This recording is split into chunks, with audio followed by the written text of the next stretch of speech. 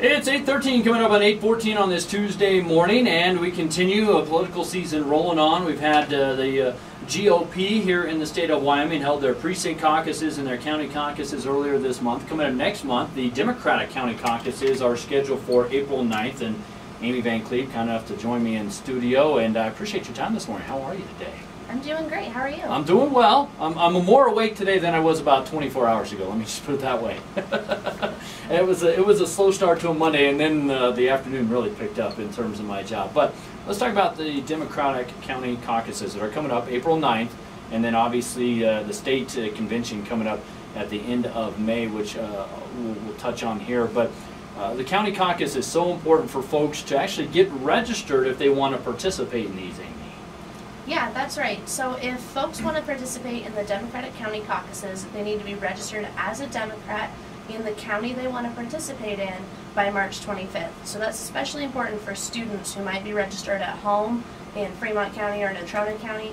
But if they want to caucus with us here in Albany, they've got to go down to the courthouse before this Friday and register as a Democrat in Albany County.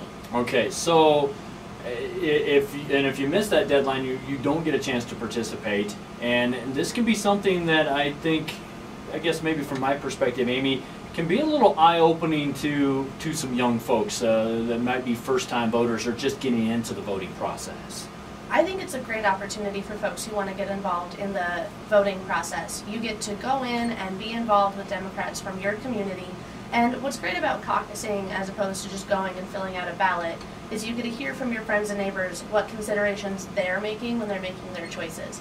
And so it's really a group activity that gives people a chance to learn and share their own thoughts with others that I don't think we get very often in the formal political process. Usually it's just you've got one ballot in front of you and you're filling it out, and sometimes you have to do your own, I guess, investigating in terms of different topics, whether it's a candidate or an amendment or some ballot initiative or whatever it is. But this is a chance for you to really have a good discussion.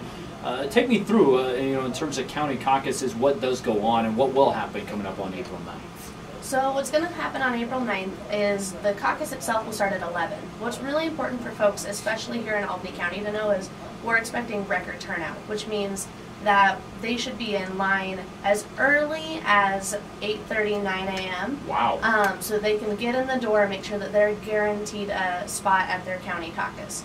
From there, they'll have an opportunity to hear from representatives in their community for the Clinton campaign, for the Sanders campaign. We do have a third candidate on the ballot. His name is Rocky De La Fuente.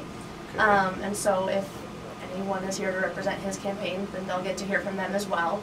And then they'll sort of split up into groups.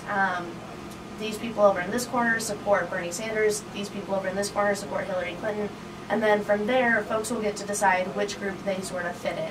And then after that, they'll elect delegates from those groups to represent Albany County at the state convention, which is coming up May 28th. Speaking of that, do you know how many delegates are going to be elected at the Albany County caucus here on April 9th? Yeah, so Albany County gets 33 delegates to go to the state convention, one of the highest in the state. And what's really cool about our caucus process is at a state or at a county level, they can decide whether or not to send half votes, which means a total of 66 people could represent Albany County at the state convention. Wow, I did not know that, so I appreciate the information. Now, you mentioned the 11 a.m. start. Where do people need to show up? They'll be going to the Laramie Event Center. Okay, so a bigger venue, but still want to get there with plenty of time to get in the door, I guess. Absolutely, yeah.